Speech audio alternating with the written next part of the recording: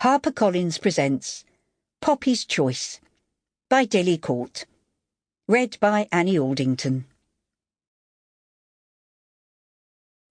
For Janet Bird, my neighbour for nearly 30 years, and always first to have my new book. Chapter 1. Nine Oaks, Essex, 1899.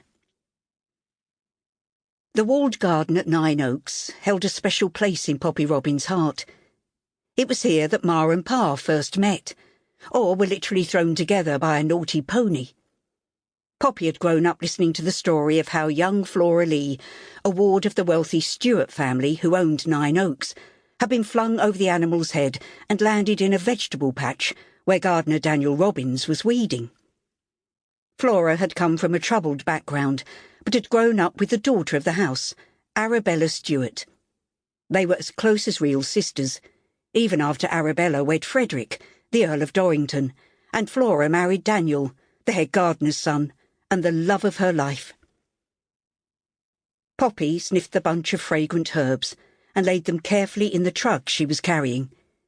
It was early morning, and dew diamonds sparkled on the fronds of fennel and the spikes of rosemary in the well-stocked bed of herbs. The sun was warm on her back as she walked slowly out of the walled garden. She crossed the ha-ha that was a notional boundary between Nine Oaks and the grounds of Rainbow's End, the fashionable restaurant owned and run by Poppy's parents. The 18th century manor house, where Poppy had been born and raised, had once been the property of Freddie Ashton's great-aunt, but had been lovingly restored and tastefully modernised by Flora and Daniel. They now ran a very successful business, but Poppy knew that it had not always been so. Her mother had worked tirelessly to create the perfect ambience for those who could afford to dine in an elegant out-of-town restaurant, surrounded by beautiful gardens that Pa had brought back to life and turned into an oasis away from the crowded city. "Good morning, Miss Poppy. You're up and about early?" Ted Carlton tipped his cap as he looked up from hoeing the weeds in one of the many rose beds. "I love the early morning," Poppy said, smiling.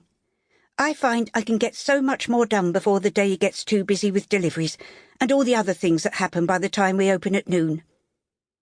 She was about to walk on, but she hesitated. "By the way, did you remember that I asked for pink and white roses for table decorations?" "Aye, miss. I picked them first thing and put them in buckets of water in the flower room." "Thank you, Ted. I knew I could rely on you."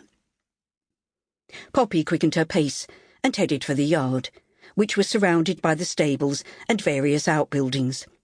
She entered through the back door, which led into a passageway with the various utility rooms leading off it, including the large kitchen and scullery. The head housekeeper, Mattie Briggs, was standing in the doorway, issuing instructions to Ivy, the new chambermaid, who was looking very unsure of herself. Poppy gave her an encouraging smile. "How are you getting along, Ivy?" "Quite well, thank you, Miss Poppy." "Off you go, Ivy."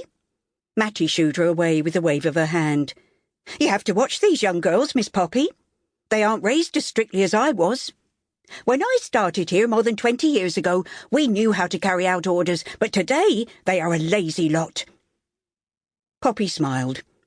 "I'm sure you are more than capable of managing the staff, Mattie." "I've had enough experience, to be sure." Mattie eyed her curiously. "Can I help you with something, miss?" "No, thank you. I went out to collect the herbs I need for the dish I intend to make. At least, I will if Ma lets me. I try to relieve her of some of the daily tasks, but she likes things done her way." Mattie sniffed. "They all said it would never work. We was too far out of town for a start, and no one would travel east of the River Lee for luncheon or dinner. Your Ma and Pa have proved them wrong. Now, if you'll excuse me, I have work to do before Mrs. Robbins comes down to breakfast." "Yes, of course." Poppy was eager to get away and begin her morning routine. Once started, Mattie could go on for hours. "In the old days, when Lord Dorrington's great-aunt was alive, it was proper for the lady of the house to take breakfast in bed." Seemingly satisfied, Sample complete. Ready to continue?